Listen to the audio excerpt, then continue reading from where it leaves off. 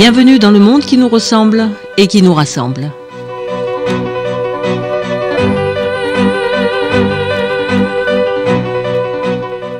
La colonisation nous a blessés et nous sommes sortis dans les rues de Sétif et de Guelma. Nous avons quitté nos maisons et nos écoles. Nous avons envahi la rue qui, soudain, n'était plus française. Il y avait beaucoup de monde, que du beau monde. Des fleurs sans terre, des étudiants sans école, des hommes et des femmes qui avaient traversé le mal durant la longue nuit coloniale.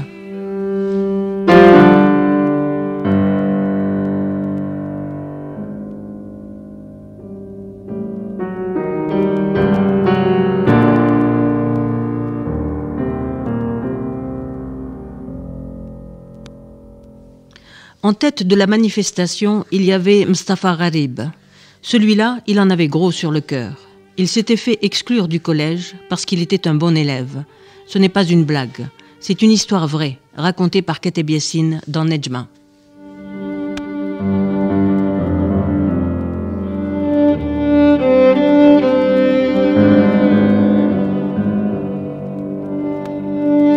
Mustapha Gharib est un bon élève qui lit avec plaisir des œuvres anciennes, des livres d'histoire anciennes qui, mine de rien, ont quelque chose à voir avec notre présent.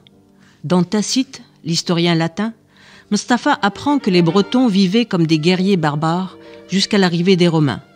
Pour les apprivoiser, l'envahisseur leur apprend à rester tranquilles en prenant du plaisir au repos et à la tranquillité. À la faveur de cette paix romaine, les Bretons se civilisent, ils se piquent de parler en latin et ils portent la toge romaine.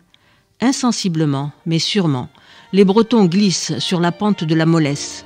Ils apprennent les vices romains, l'art du festin et du bain. Et ces hommes sans expérience, dit Tacite, finirent par appeler civilisation ce qui faisait partie de leur servitude.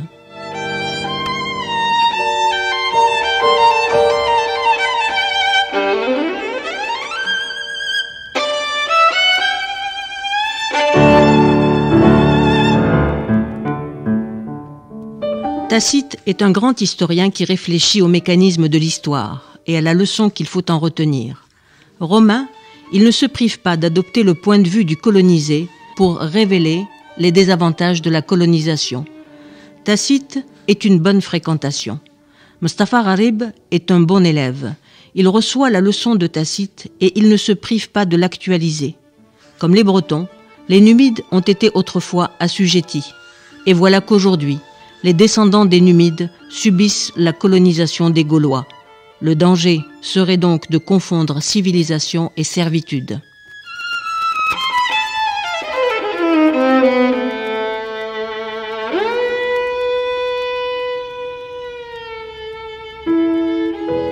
L'histoire se répète, et c'est tant mieux si on peut en tirer des leçons. C'est ce que fait Mustapha Gharib. Le bon élève comprend tout, trop bien. C'est pour ça qu'il sera renvoyé de l'école.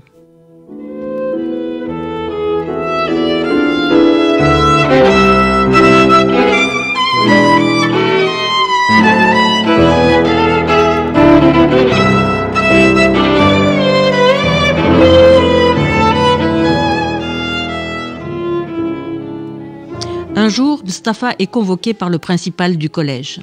« Je n'ai pas grand-chose à vous dire, dit l'homme chauve et ventripotent. Vous avez des dons certains. À peu près toutes vos notes sont bonnes. On ne peut pas en dire autant de vos fréquentations. » La fréquentation dont s'est rendu coupable Mustapha, c'est celle de Tacite. L'élève a eu l'imprudence de laisser traîner ses écrits personnels qui ont atterri sur le bureau du principal. Les écrits parlent à la place de l'adolescent qui a été convoqué. Ces écrits parlent contre lui, contre celui qui sait lire et comprendre les leçons de l'histoire. Il a tout compris, Mustapha. Il sait qu'un peuple asservi ne pourra jamais prétendre à un statut plein et entier.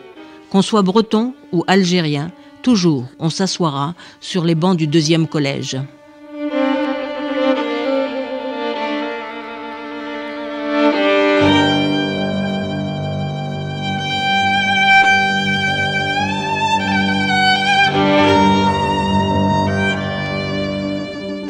Vrai collège, faux collège, premier collège, second collège. Le premier pour les Français, le second pour les indigènes, même si je suis un indigène premier de la classe.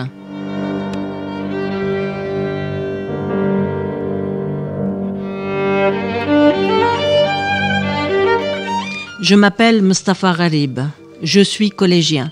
Nous sommes collégiens dans l'Algérie colonisée. Quel avenir pour nous? Mustapha, le bon élève, réfléchit. Il écrit. Sur les milliers d'enfants qui croupissent dans les rues, nous sommes quelques collégiens entourés de méfiance. Allons-nous servir de larbin ou nous contenter de professions libérales pour devenir à notre tour des privilégiés? Pouvons-nous avoir une autre ambition? On sait bien qu'un musulman incorporé dans l'aviation balaie les mégots des pilotes. Et s'il est officier, même sorti de Polytechnique, il n'atteint au grade de colonel que pour ficher ses compatriotes au bureau de recrutement.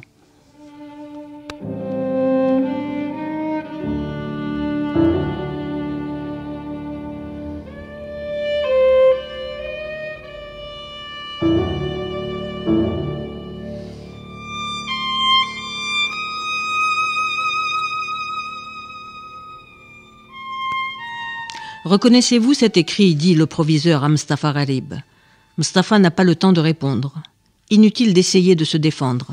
Mustapha, de toutes les façons, était déjà jugé et condamné avant d'entrer dans le bureau du principal.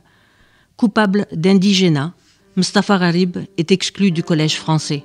Ça lui apprendra à penser et à écrire.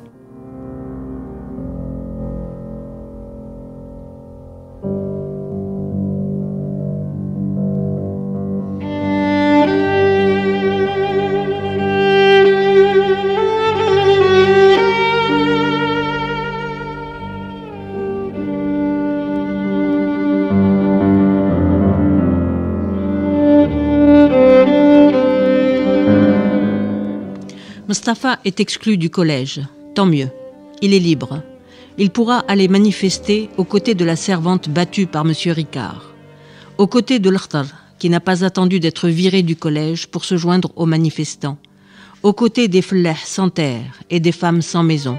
Ça fait beaucoup de monde pour dire « y en a marre ».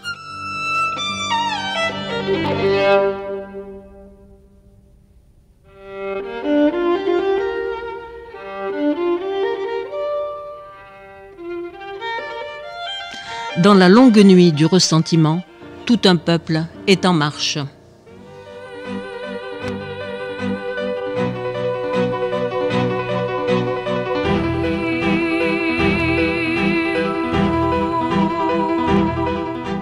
Au revoir et à bientôt dans le monde où l'on est si bien, le monde qui nous ressemble et qui nous rassemble.